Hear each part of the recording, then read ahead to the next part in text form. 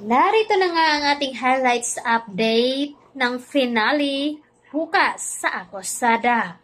Ang akala nga dito ni Carol at ni Wilfred ay tapos na nga ang kalbaryo nila dito kay Dennis. Ngunit ang hindi nila inasahan na makakatakas pa pala itong si Dennis sa kulungan dahil hindi pa nga nila nalalaman na may kasabwat nga ito at ito nga si Harrison, ang dating attorney nga dito na tumulong kay Dennis. At ang akala nga nila ay wala na itong kakampi. Ang hindi nila inaasahan na sa araw ng kasal dito ni Dennis at ni Carol ay ito na rin ang katapusan dahil hindi papayag si Dennis na magiging masaya itong si Wilfred at Carol. Kaya naman nagulat itong si Ronnie at Tristan dahil sa biglaang pagdating dito ni Dennis. Posible nga bang isa sa kanila ang magpapaalam?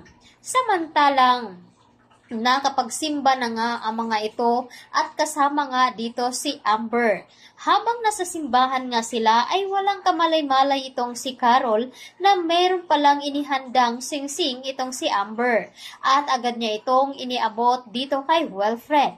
At dito na nga sa simbahan ay muling nag-propose itong si Wilfred dito kay Carol na muli nga silang magsisimula ng panibagong buhay kasama ang kanilang anak na si Leah. Ngunit doon sa simbahan ay sakto naman dumating nga itong si Ronnie at tila nagtatampo ito dahil hindi naman daw ito invited sa kasal nila. Kaya naman sinabi na dito ni Wilfred na hindi pwedeng mawala si Ronnie sa kanilang kasal at matagal na nga daw itong pinatawad ni Carol dahil sa pagtulong na rin dito sa kanila upang mahuli nga itong si Dennis. At dahil nga dito ay tuwang-tuwa naman itong si Ronnie at nagkaroon na rin ng kapatawaran dahil sa wakas ay nakalaya na nga siya sa pagbibintang ng kaso na hindi naman siya ang gumawa. Habang nakikipagkita nga itong si Carol dito kay Dennis ay meron nga itong recorder at dito na nga nakakuha sila ng matibay na ebidensya upang dito ay mapawalang sala itong si Ronnie.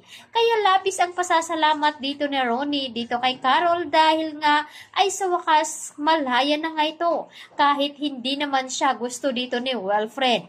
Gayunpaman ay dasal ni Ronnie na magiging masaya si Wilfred at si Carol. Ngunit sa isang kasamaang palad dahil sa biglaan ditong nakatakas si Dennis ay dito na nga magsasakripisyo itong si Ronnie. Posibleng siya nga kaya ang tuluyang magpapaalam dahil hindi nga nila inaasahan na ganito nga kahigpit at kalakas ng kasabwat dito ni Dennis. At dito na nga malalaman nila kung sino nga ba ang kasabwat nito. At ito nga ay walang iba kundi si Attorney Harrison. At ito nga nagulat sila dahil may gusto pala ito kay Dennis. Kaya ito tinutulungan upang makatakas nga ito sa kulungan. Magkakaroon pa ba ng happy ending ang relasyon ni Carol at ni Wilfred? Kaya ito ang dapat nating tutukan ng finale dito sa Akosada.